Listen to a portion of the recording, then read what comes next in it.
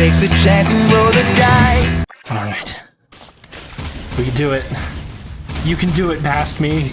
You can do it. Don't disappoint current me. Too late. Oh. Wow, Pat. Wow. That hit me in the feels, man.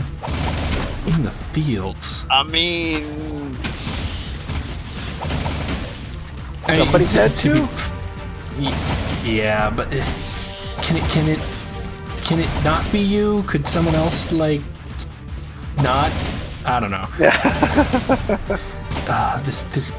This boss, he needs to die. He just sucks so bad. Well, it like, and the thing is, there's no way to brute force him either. Like, there's just too much going. That's what it is. There's too much going on. But I mean, that's only realistic. He would have his forces marshaled to protect him, so it would be a tough fight, such that you would have lots of things need to go along, and you'd be overwhelmed. And so, that's yeah. It's something that you would realistically have to deal with in this game about sci-fi creatures and lizard people with fish oil in their heads. Which, you know, wouldn't be so bad if there wasn't the giant murder pit in the middle, you know? I think if he was, like, positioned in a wall or something, it wouldn't be so bad. Yeah. Okay, this is where I try the purple gun and realize it can't lock on to him. Oh, that's dumb as hell. Yeah, you know, our super gun that they waited so long to give us is useless. Yup. So the tried and true method of just run away from him and do spin jumps is how you have to beat this guy. Wow. And hope that the camera will position itself in such a way that you can... But here, this is what I'm talking about. Your hit point, you have 3 hit points left, but you have to remember that. There's no indicator helping you out on the screen, which is the whole purpose of a heads-up display. It shows up when you almost get hit, but that seems to be completely nonsensical and arbitrary at that. Oh, it's not showing up. What are you doing, you fool? I'm turning on big head mode for you. Oh my god. My hubris. No, it's showing up because I'm getting so panicky from jumping those things that I'm clicking in one of the sticks, and that causes the display to pop up. So the ending cutscene is in big head mode? Yes. Because, Patrick, I promised you big head mode. Did he just turn into a dragonfly and fly into the bug zapper? He did. Oh. Why had he not done that before? Oh man, a precursor. It is finished. That's what Dr. Claw looks like? Take hope, brave one. The terrible darkness inside you is now balanced by a glorious light. Well, that voice should not be coming out of that figure. We haven't much time. I've set the coordinates back to our village. Let's go. Yeah, so big head mode only turns big head on for Jack, not for anyone else. So it makes the cutscenes even more hilarious. Where he will grow up, safe from harm. He must become old enough to complete the destiny he has fulfilled. You get to grow up to be just like me, kiddo! Oh no! I mean, it's me. Why do I get gigantism? Don't I? Ah, grub roots. Talk about being in the wrong time at the right place. Hey kid, you take care. Oh, trust me on this. Stay away from any wumpiness. Just the head. He's so serious. The thing is, it moves his head around, but it doesn't adjust the facial features of the animation, so he's looking in the wrong place. Yup. So he's constantly just kind of like, duh. And it's only him! I'll take good care of the child. Yup. And don't worry. Well, I mean, Samos already has a big head, so... Well, yes, but that's not quite what that means. Thanks, Samos. Without you... It's funny. The boy won't remember any of this. No. I do remember the light. Well, that was unsatisfying. It's okay. There's more ending. Thank you, Captain Bruder. Come on. We'll be late for the party at Daxter's new place. I've got so much work to do. Besides, it's not my thing. Ten Hut! As the new governor of this city, I order the commander of the New Crimson Guard to escort me to an official function. Is that understood? Yes, sir. I mean, yes, ma'am. I mean... You can start rebuilding the city tomorrow. Tonight... So I want you to remember this scene, Patrick. Besides, tough guy, I'm dying to see you dance. Just put it a little note. Remember it, so that when Doesn't she Jack flirt 3 the rolls hell around- out of you in Jack 3? Yeah, I don't know what writing notes they passed from Jack 2 to Jack 3, but just this whole thing, they decided suddenly that no, everything in Jack 2 was leading up to Ashlyn being the love interest in Jack 3, and it's like, say what? How what? Despite the fact that little boy was me. there's already a love interest right on his arm. You miss him, huh? Yeah, and just Jack's head being completely... Hey, that's enough for you, lady. I'm cutting you off. Trust me, she gets real mean when she's like this. What'd she say? Something about rubber tubing and certain parts of your mother. Gross. You don't want to know. Ah! A metalhead! Sid! Sid! You're okay. You cherries didn't think some nasty, bad, giant-sized lizard was gonna keep me from the biggest party in Looks town. like your ego's almost as big as mine, soldier. Big guy?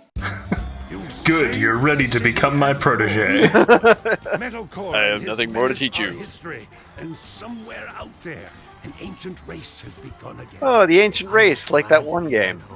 Yeah, well, rest That up. is We've got a lot to do. sadly and canon. So much time to do it in. What, Jack X?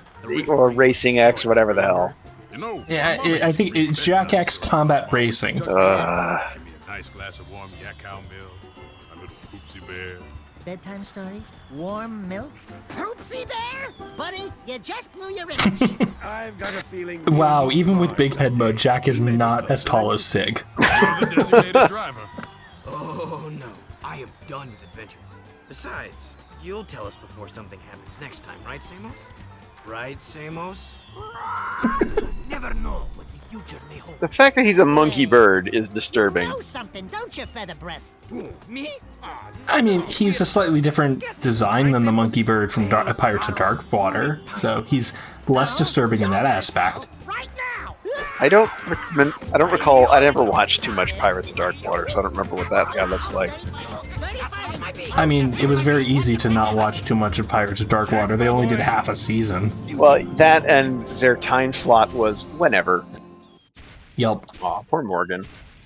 Yeah. Ooh. Oh, Morgan. Like, we could have gotten a last name. Nope, just all Morgans everywhere. Remember that one Morgan you used to hang out with? Remember? I remember. Oh, I remember. I love this. Just Jack's head down at the very bottom. He's supposed to be out of head. frame, isn't he? He's supposed to be out of frame, but it amazes me that they didn't. What it means is that Jack, Daxter, Samos, Sig, and They're the still monkey in bird, memory. Pecker. They're still all loaded down there, just slightly off frame.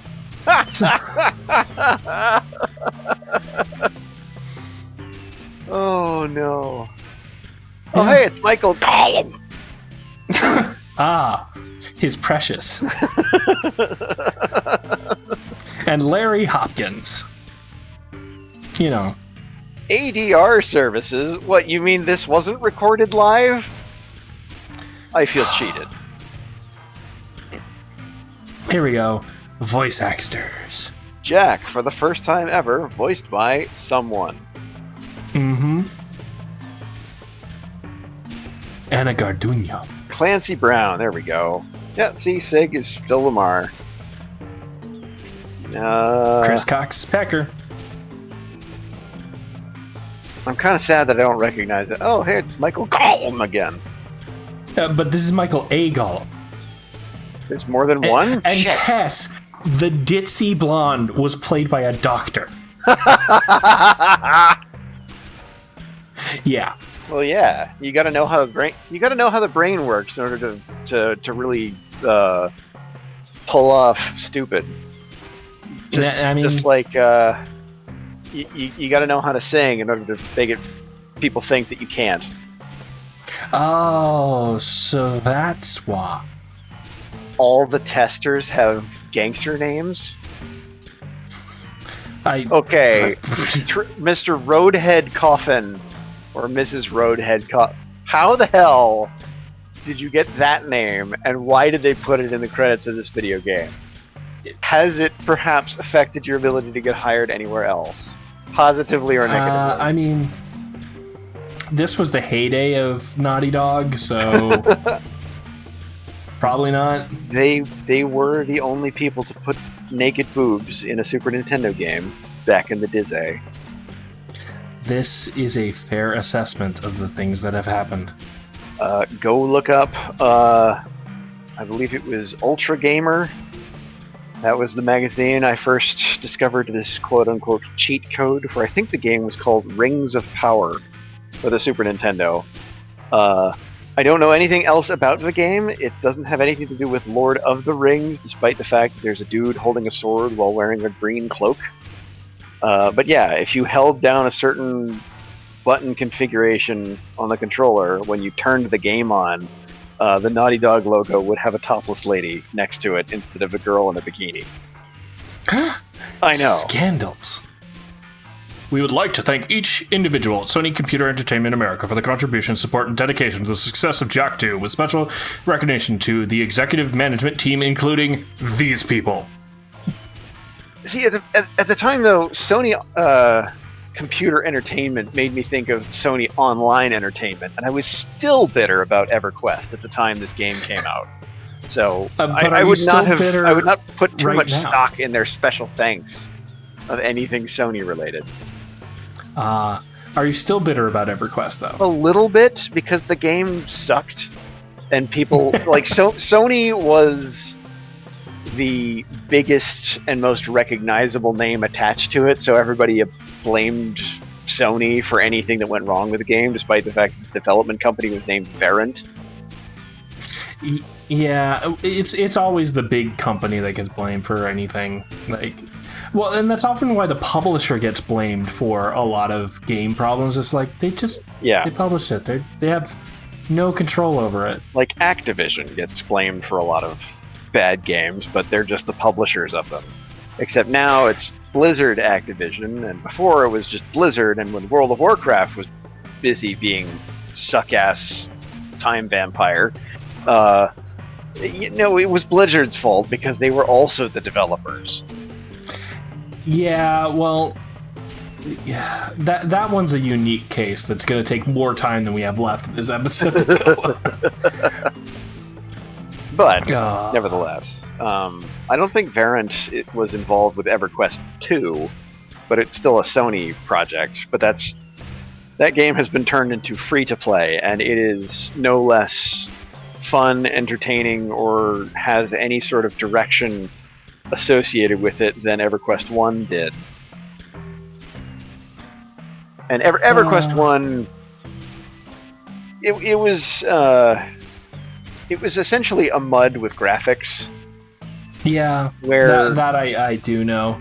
With all the sins of game design that usually make online games a pain in the ass. Like if you die, your corpse falls down with all your stuff on it, and if you wanted any of that back, you had to go back to where you died and pick it up before all of your shit became free-for-all for anybody to loot. And if it did, it was gone. Anybody could pick up your stuff, and it was legitimately theirs now. It was your fault for dying, rather than death being a gameplay mechanic. It was, no, you were a dumbass, and you shouldn't have been where you were, despite the fact that you're playing a game that's based around exploration. You shouldn't have been exploring here. Not that there's anything to tell you that you shouldn't have been. It's just you had to go there, lose shit, and then remember, oh, don't go here with a level 20 character, come back with a level 60 character. Yep. Hey, your head's still big. Yep, my head's still big. This is in free play mode now, but hey, we finished the game. Jak 2's in the bank. Yay! Yeah. All right, we'll see you around, folks. Take care. Bye, everybody. Oh, look out! The guards are looking at you. Oh, they don't care. I live it out like I'll never die. I lose my head in the starry sky.